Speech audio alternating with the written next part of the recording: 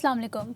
आज के programme the journalist cut में मैं हूँ रईसा फ़ातिमा और मेरे साथ हैं सीनियर तज्ज़ियाकार सजाद अनवर साहब। अस्सलाम वालेकुम। जी वालेकुम। रईसा कैसी हैं आप? ठीक ठाक हैं? सर अल्लाह का शुक्र बिल्कुल ठीक हूँ। सर लास्ट वीक हमने एक प्रोग्राम किया था जिसमें हमने ये बताया था कि प्रेसिडेंट आसिफ अली ज़रदारी और फील्ड मार्शल आसिम मुनीर के दरमियान एक रिफ्ट चल रही है। मुल्क में शायद मार्शल लॉ लगने वाला है। सदर आसिफ अली ज़रदारी को घर भेजने की तैयारियाँ हो रही हैं। तो लोगों का, आवाम का बहुत रद्द-ए-अमल आया था कि शायद हम लोग इंतशार फैला रहे हैं। लेकिन अब पिछले एक वीक में हम रिपीटेडली देख रहे हैं कि हर दूसरा तज्ज़ियाकार और व्लॉगर ये व्लॉग बना रहे हैं और ये क्या सराहियाँ बहुत हो रही हैं ज़रदारी साहब के मामले में कि आखिर उनका और आसिम मुनीर साहब का मामला है क्या। फॉर एग्ज़ाम्पल अभी रिसेंटली जावेद चौधरी साहब जो हमारे जर्नलिस्ट हैं, सीनियर जर्नलिस्ट, उन्होंने ये बात कही कि अभी ये जो रिसेंट ईरान US का सारा मामला हुआ है जिसमें लोग क्या सराहियाँ कर रहे थे कि पीपल्स पार्टी बहुत मिसिंग है, सदर आसिफ अली ज़रदारी मिसिंग नज़र आ रहे हैं।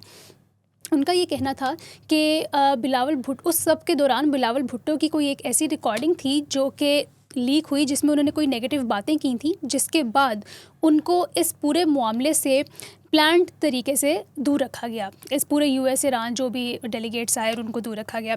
इसके साथ ही एजाज़ सैयद साहब ने भी, आपको याद होगा, कुछ अर्सा पहले ये बातें की थी कि बहुत सारे ऐसे हलके हैं, बहुत सारे ऐसे लोग हैं जो चाहते हैं कि ज़रदारी साहब को उनके ओहदे से हटा दिया जाए। इसके साथ ही साथ अगर हम सुहेल वड़ाइच की बात करें तो उन्होंने एक आर्टिकल लिखा है हफ़्ता पहले जिसमें उन्होंने ये बताया, जिसका टाइटल था ज़रदारी इन और आउट, जिसमें उन्होंने ये इशारा दिया कि हो सकता है कि ज़रदारी साहब को घर भेज दिया जाए। उन्होंने इस तरह के कुछ पॉइंट्स उसमें वाज़ेह किए जिसमें हम आगे चलकर बात करेंगे। और साथ ही साथ अबसार आलम साहब जो हैं उन्होंने ये बात कही है कि कराची के एयरपोर्ट से बिलियंस ऑफ डॉलर्स जो ब्लैक मनी है वो दुबई शिफ्ट किया जा रहा है प्राइवेट जेट्स के थ्रू। तो आखिरकार ये सारा का सारा मामला है क्या? ज़रदारी साहब की, आसिम मुनीर साहब की बुनियादी तौर पे क्या लड़ाई है और इस वक्त क्या सूरत हाल है? हाँ, ये जो सारी गुफ्तगू आप कर रही हैं ये बिल्कुल ठीक बात है। एस्टैब्लिशमेंट बिल्कुल ज़रदारी साहब को पसंद नहीं करती। एस्टैब्लिशमेंट ही इनडायरेक्टली जो शहबाज शरीफ साहब को भी मोहसिन नकवी के ज़रिए तंग कर रही है। ये जो अभी ट्विन टावर का मामला है, मोहसिन नकवी के साथ एस्टैब्लिशमेंट खड़ी है। ये भी ख़बरें ठीक हैं कि कहीं पे ये सोचा जा रहा है कि मार्शल लॉ लगा दिया जाए। ये भी ख़बरें ठीक हैं कि पीपल्स पार्टी को आउट करके और सिंध को और बाकी चीज़ों में जो पीपल्स पार्टी रुकावट बनी हुई है उन चीज़ों को किया जाए। लेकिन इनको कैसे किया जाएगा, असल सवाल तो ये है। देखें, ये लड़ाई नई नहीं है। ठीक है, ये लड़ाई वही है ज़रदारी साहब की जो कभी राहिल शरीफ के साथ थी, कियानी के साथ थी, बाजवा के साथ थी, आज आसिम मुनीर साहब के साथ है। वजह यह है कि ये जो PTI की लड़ाई है आसिम मुनीर साहब के साथ, या मुस्लिम लीग नून की जो लड़ाई थी बाजवा साहब के ख़िलाफ़ या उससे पहले दूसरे जनरल मुशर्रफ के ख़िलाफ़, उनकी नौइयत अलग है। और ये जो सिंध की और पीपल्स पार्टी का मामला है, रिफ्ट है एस्टैब्लिशमेंट के साथ, इसका मामला एंटायरली मुख्तलिफ है। ठीक है। अभी सूरत हाल ये है कि ये जब आसिम मुनीर साहब ने इक़्तिदार संभाला तो उस वक्त PDM की गवर्नमेंट पहले से मौजूद थी जब वो आर्मी चीफ बने थे जी। लेकिन जब पहला इलेक्शन होने जा रहा था, जो जिसको जो जाके 2 साल के बाद हुआ,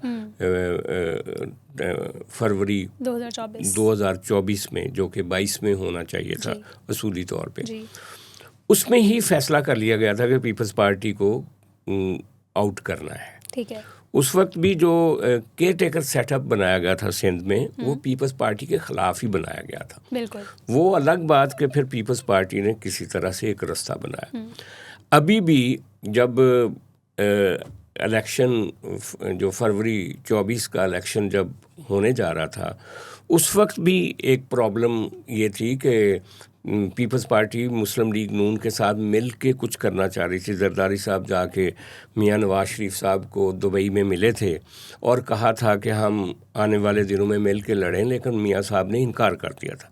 मियां साहब ने, ज़रदारी साहब चाह रहे थे कि उनको सराइकी बेल्ट में कुछ सीटें मिल जाएं। मियां साहब ने उनकी जगह पे IPP को चुन लिया था, जहांगीर तरीन और अलीम खान साहब की पार्टी को, और पीपल्स पार्टी के साथ बात नहीं की थी। लेकिन जब इलेक्शन के रिज़ल्ट ऐसे आए कि जो कि हमारी एस्टैब्लिशमेंट की तवक्कुआत के भी ख़िलाफ़ थे और मियां साहब की और मुस्लिम लीग नून की तवक्कुआत के भी ख़िलाफ़ थे, तो पीपल्स पार्टी रेलेवेंट हो गई। पीपल्स पार्टी रेलेवेंट हो गई, लेकिन उस वक्त भी बिलावल भुट्टो ने फैसला किया कि हमने हुकूमत में शामिल नहीं होना। अच्छा, वो उनके लिए कितना फ़ायदेमंद रहा कितना नहीं रहा ये तो बाद की बात है। बहरहाल सदर जरदारी साहब प्रेसिडेंसी लेने में कामयाब हो गए, चेयरमैन सेनेट ले लिया, गवर्नर्स ले लिए और उन बज़ाहिर ये एक उस सिस्टम का हिस्सा बन गए।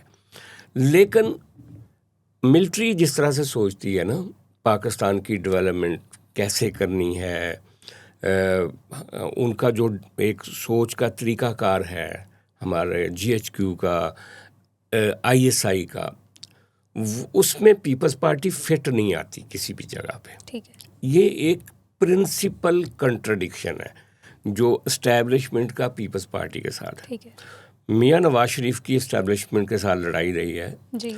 वो है कि वो कहते हैं कि प्राइम मिनिस्टर के पास वो इख्तियारात होने चाहिए, आर्मी चीफ सुपर बॉस नहीं होना चाहिए।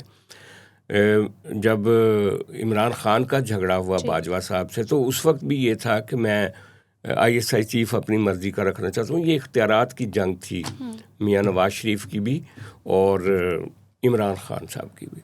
वो उसमें प्रॉब्लम्स पैदा हो गई। लेकिन जो पीपल्स पार्टी है ये आम तौर पे आर्मी चीफ की तकर्री हो, उनको एक्सटेंशन देने का मामला हो, खुले दिल से दे देती थी। ये उसमें उस रिफ्ट में कभी भी नहीं आई कि हमारा आर्मी चीफ होना चाहिए। पीपल्स पार्टी को सज़ा मिलती है, या जो पीपल्स पार्टी का सबसे बड़ा कसूर है वो ये है कि वो जिस तरीके से सिंध के बारे में पोजेसिव होकर सोचती है या सिंधी कार्ड या सिंध के लोगों की बात करती है, वो एस्टेब्लिशमेंट को बिल्कुल पसंद नहीं। सर वो क्या बातें हैं? लाइक ये बहुत पुरानी बात है कि कालाबाग डैम पीपल्स पार्टी ने सबसे बड़ी रुकावट थी, कालाबाग डैम नहीं बना। लाइक उनका ख्याल है कि कराची को एक बिज़नेस हब बनाना चाहिए और सिंध से अलग करके और उसको एक अर्बन बहुत बड़े कास्मो शहर के तौर पे बनाना चाहिए। पीपल्स पार्टी कहती नहीं हम कराची नहीं दे सकते आपको। मसलन फॉर दैट मैटर एस्टेब्लिशमेंट ये कहती है कि ये चूलिस्तान को आबाद करना है, फूड बास्केट बनानी है, नई इन्वेस्टमेंट लेकर आनी है, नई नहरें निकालनी। पीपल्स पार्टी कहती है नहीं करना। एस्टेब्लिशमेंट कहती है सूबे बनाने हैं। सबसे पहली मुखालफत पीपल्स पार्टी कर देती है कि हमने सूबे नहीं बनाने देने। एस्टेब्लिशमेंट कहती है कि NFC अवार्ड को हमने चेंज करना, पीपल्स पार्टी कहती है नहीं करने देना। एस्टेब्लिशमेंट कहती है 18वीं तरमीम में जो सूबों के पास चली गई हैं पावर्स उनको वापस लेना, पीपल्स पार्टी कहती। तो ये एक प्रिंसिपल कंट्रडिक्शन है। ठीक है, 18वीं तरमीम को बाजवा साहब ने कहा था कि ये बुनियादी तौर पे एक वो है जैसे मुजीबुर रहमान के 6 निकात थे, तो इनको वो रिमूव करना चाहते हैं। और ये जो लड़ाई है एस्टैब्लिशमेंट की और पीपल्स पार्टी की, ये पर्सनल से ज़्यादा ये लड़ाई आइडियोलॉजिकल लड़ाई है। ठीक है, आइडियोलॉजिकल इस तरह से कि एस्टैब्लिशमेंट ये चाह रही है कि पूरा मुल्क जो है वो उसमें वो जहाँ पे जाएं जो मर्जी फैसला करें।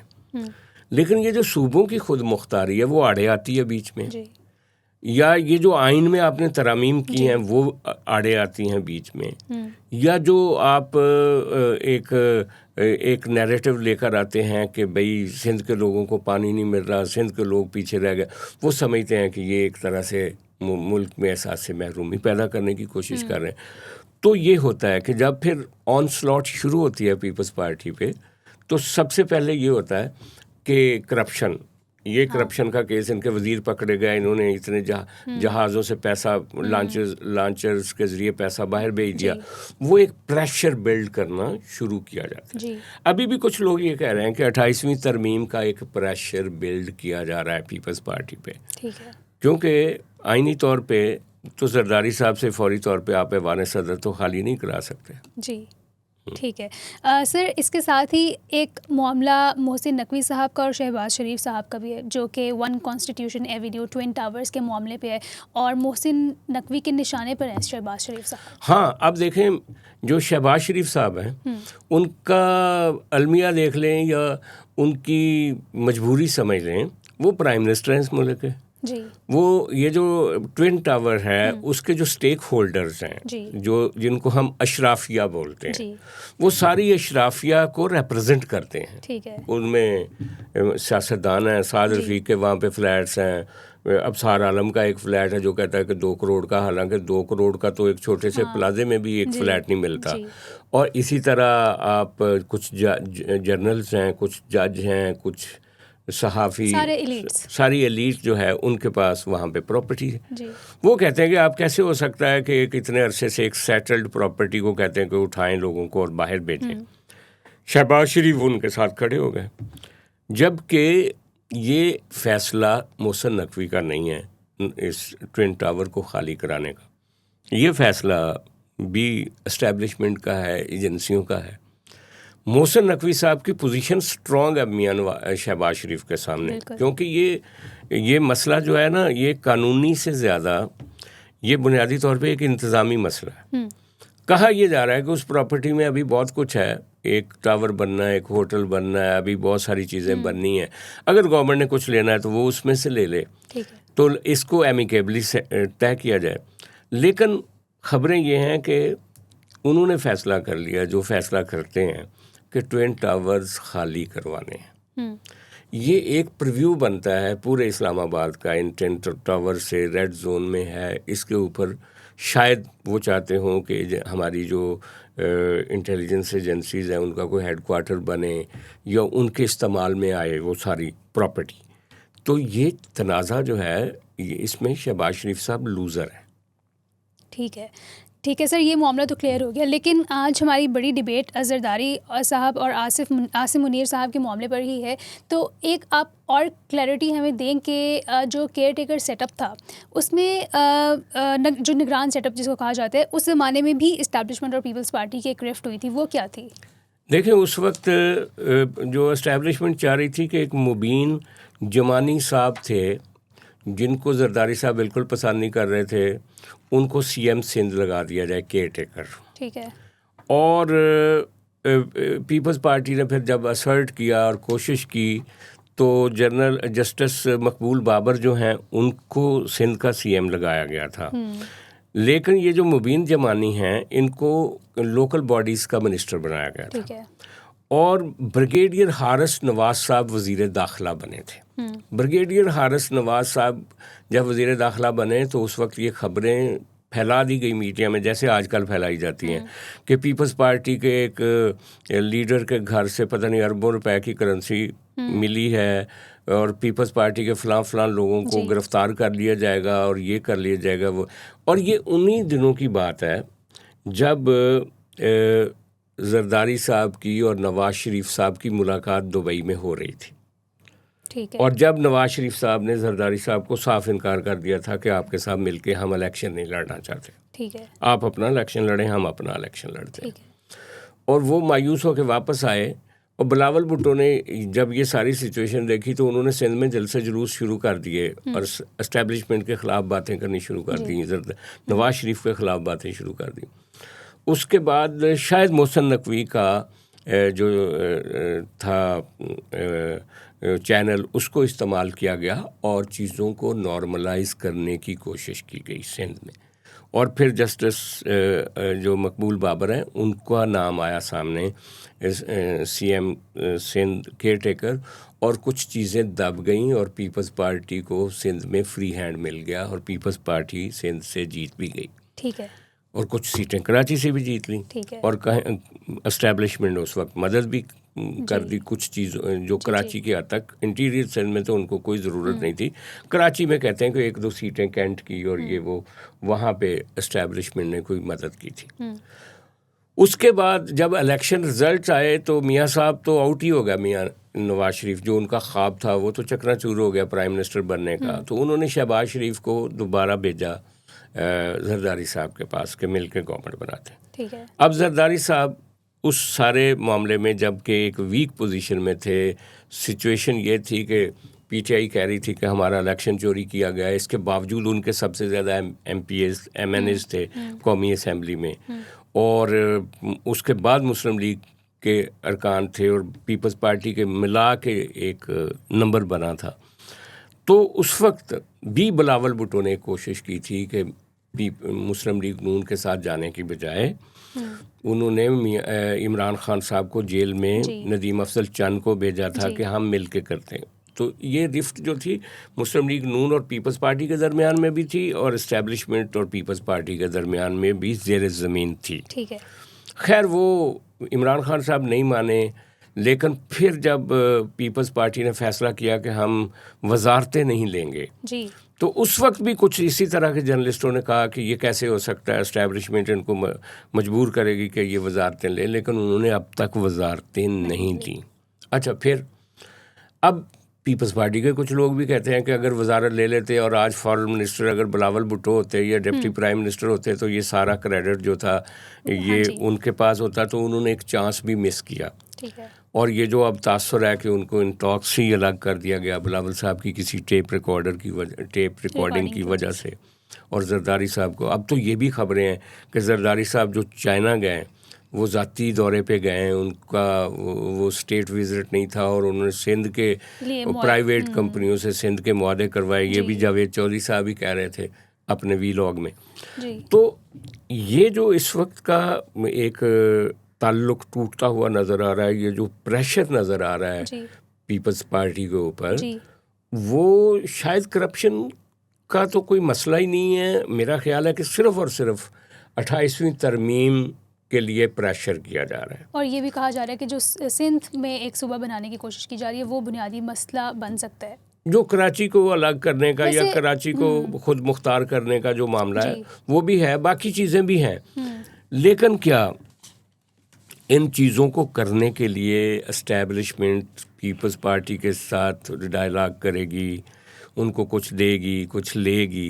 ये आप बताइए, होता नज़र आ रहा है कि आपने भी कहा कि मामला या ताल्लुकात टूटते हुए नज़र आ रहे हैं, तो हमें अपना एक वर्डिक्ट दें कि वाकई टूट रहे हैं और आने वाले टाइम में कुछ महीनों में हम इसको टूटता हुआ देखेंगे या फिर कोई राह निकल आएगी? देखें, रास्ता अगर निकालना पड़ेगा तो फिर तो पीपल्स पार्टी की बात सुननी पड़ेगी, इन लोगों को इनको सुननी पड़ेगी। हाँ बिल्कुल, क्योंकि इनको वोट की ज़रूरत होगी।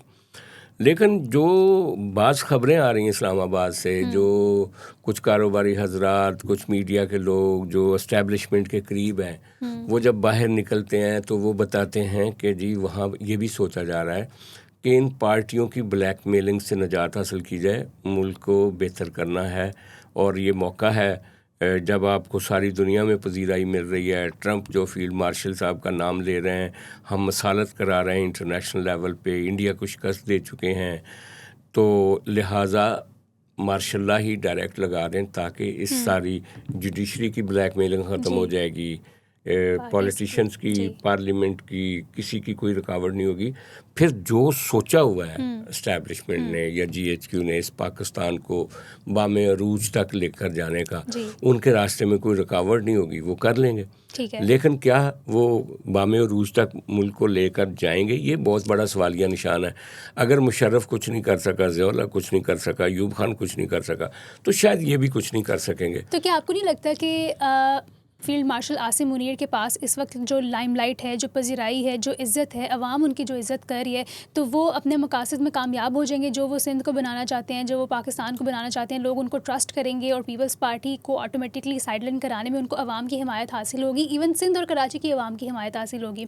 इसके साथ मैं एक छोटा सा पॉइंट और ऐड कर दूँ कि आज मार्का हक की एक सेरेमनी हुई है सिंध गवर्नमेंट की जानिब से, जिसमें मुख्तलिफ पॉलिटिशियंस ने खिताब किया और बिलावल भुट्टो ने भी एक ब्रीफ खिताब किया, जिसमें उन्होंने वो थैंकफुल तो थे, लेकिन उन्होंने किसी इदारे के किसी लीडर का ख़ास नाम लेकर शुक्रिया अदा नहीं किया। उन्होंने कह दिया कि पाकिस्तान के जो मुसल्लह अफवाज है, मुसल्लह अफवाज नहीं, एक और टर्म उन्होंने यूज़ की थी, मेरे जहन से निकल गई है, लेकिन हाँ उन्होंने मुसल्लह अफवाज का ही नाम लिया कि पाकिस्तान की जो फोर्सेस हैं, आर्म्ड फोर्सेस, वो इंग्लिश में सॉरी उन्होंने खिताब किया, तो इसलिए उसका मतलब मुसल्लह अफवाज ही होता है। बिल्कुल।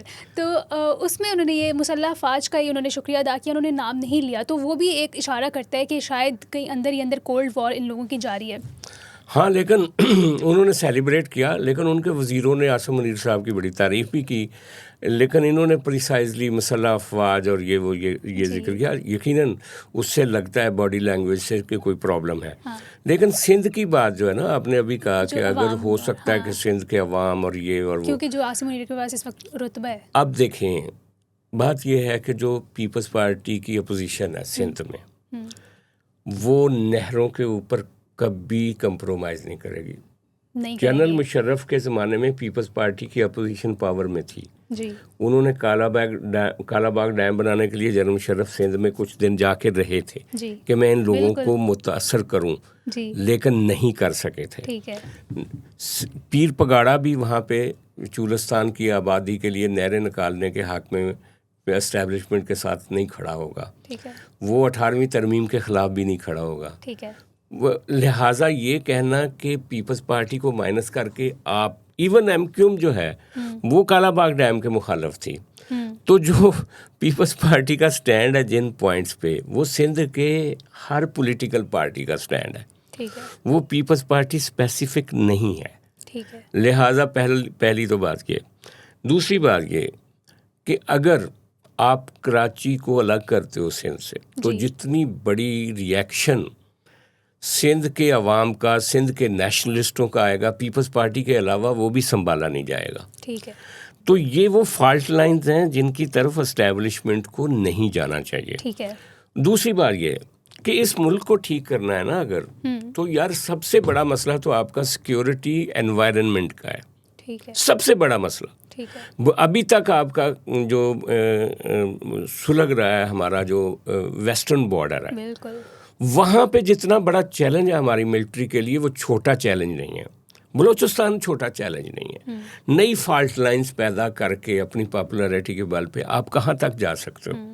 फिर आप एक सबसे बड़ी पॉलिटिकल पार्टी पीटीआई को पहले आपने बंद किया हुआ है जी। उनके लीडर को बंद किया हुआ है, उनकी जो पॉपुलैरिटी है उसको आपने स्नब किया हुआ है। जब आप मार्शल लॉ लगाओगे तो अभी तो आप सिर्फ पीटीआई के सामने विलन है ना, फिर आप इन सारी पॉलिटिकल पार्टियों के विलन बन जाओगे जी। आप वो सब नहीं कर सकोगे जिसका ख्वाब आपने देखा हुआ है। ठीक है। तो ज़रूरत क्या है? ज़रूरत उस एजेंडे को, जो एजेंडा मिलिट्री का एजेंडा है इस मुल्क को आगे ले जाने का, उसको सिंक करना चाहिए पॉलिटिकल पार्टियों के मंशूर के साथ। हाँ, उनकी विल के साथ, उनकी विल के साथ, उनके साथ जोड़ के, उनके साथ निगोशिएट करके रास्ता बनाना चाहिए for the betterment of the people, for the betterment of the people, और जो कि लॉन्ग रन होगा और जो कि याद रखा जाएगा कि एक रिकन्सिलिएटरी पॉलिसी जो थी वो एस्टेब्लिशमेंट लेकर आई और उसके नतीजे में ये चीज़ें इस मुल्क की हुई।